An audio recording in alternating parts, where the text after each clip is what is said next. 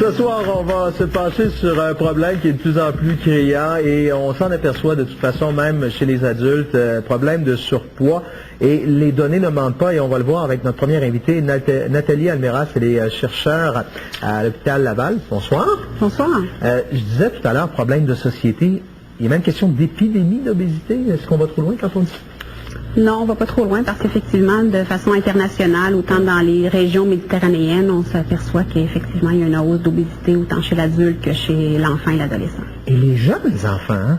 Et les jeunes enfants, nous avons l'enquête de 2005 de Santé Canada qui nous a permis de voir qu'on avait, entre l'enquête qui a été faite en 78 et celle faite en 2004, que nous avions une augmentation d'obésité chez les enfants. L'obésité en soi avait comme triplé, mais elle a apparu chez nos 2-5 ans et chez nos 6-11 ans. Donc nos adolescents ont vraiment triplé, mais on n'en avait pas du tout chez nos tout petits et nos jeunes d'âge primaire. Pourquoi on en est là? Qu'est-ce qui se passe? Est-ce qu'on a changé? Est-ce qu'on a changé notre alimentation? Qu'est-ce qui s'est passé?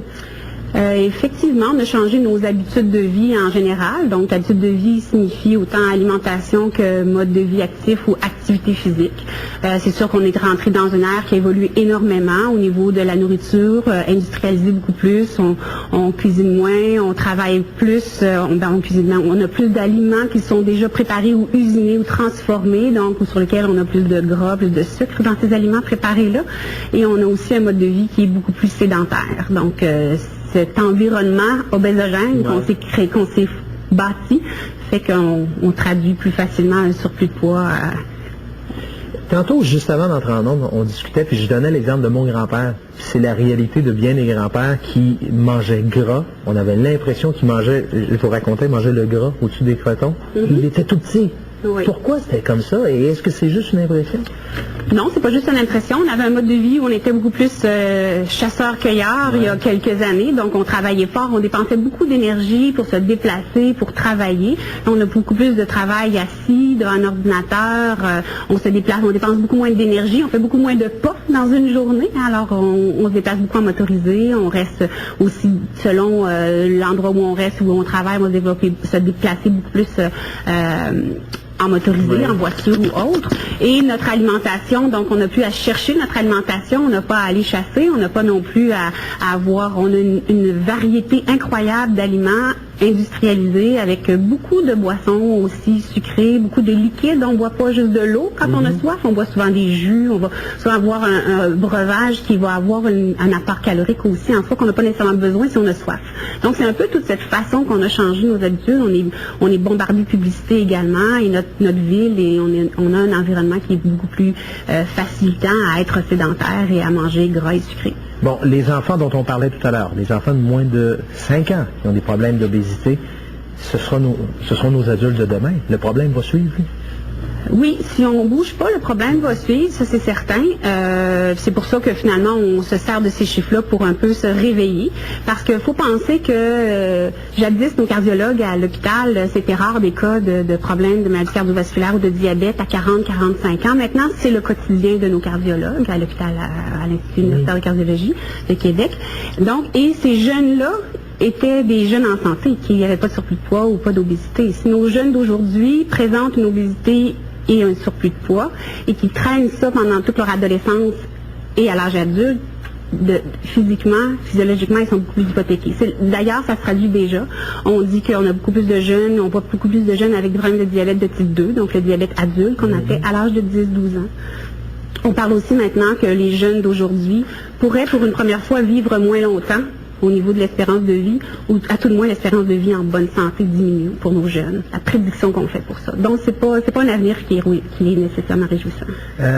Est-ce qu'on peut mettre le doigt sur c'est à cause de ça, c'est à cause des parents, c'est à cause de quoi?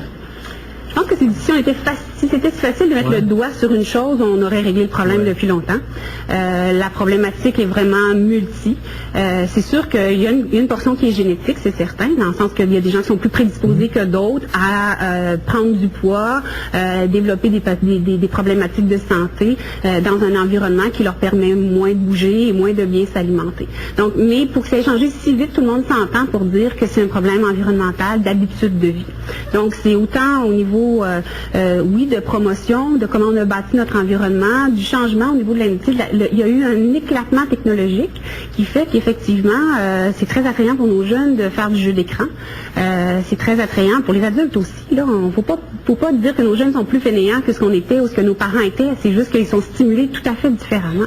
Donc, il faut essayer de trouver une façon de nous ramener à être capable d'avoir un minimum d'activité physique dans une journée et d'essayer de promouvoir et d'avoir les endroits pour bien s'alimenter avec des aliments. Ici, ce n'est pas le but de dire qu'il faut vraiment bannir tous les aliments qui sont des aliments qu'on appelle nous plus d'exception, donc que notre corps n'a pas vraiment besoin, mais il faut vraiment être capable de dénormaliser la malbouffe un peu.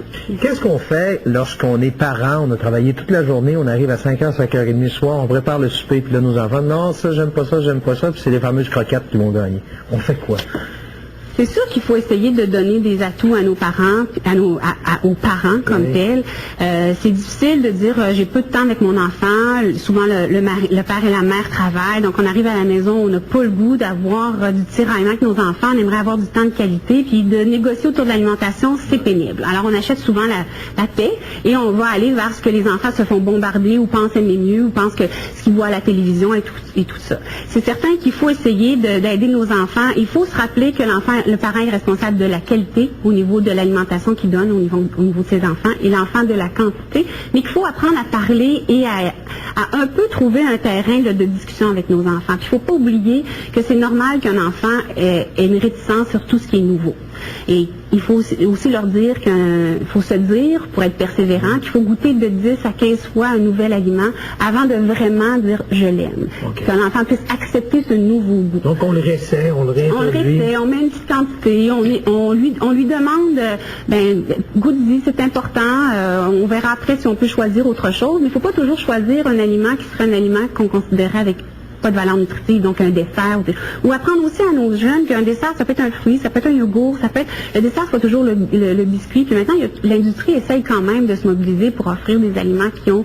Il faut, en tant que parent, apprendre à lire les étiquettes nutritionnelles, à être capable de faire des comparaisons à l'épicerie sur la variété qu'on a. Donc, c'est tout un problème d'éducation aussi, pour se donner les outils d'être capable d'analyser notre environnement alimentaire, puis faire des bons choix éclairés, puis d'essayer de l'enseigner, de le montrer à nos jeunes. Et la même chose par l'exemple pour l'activité physique?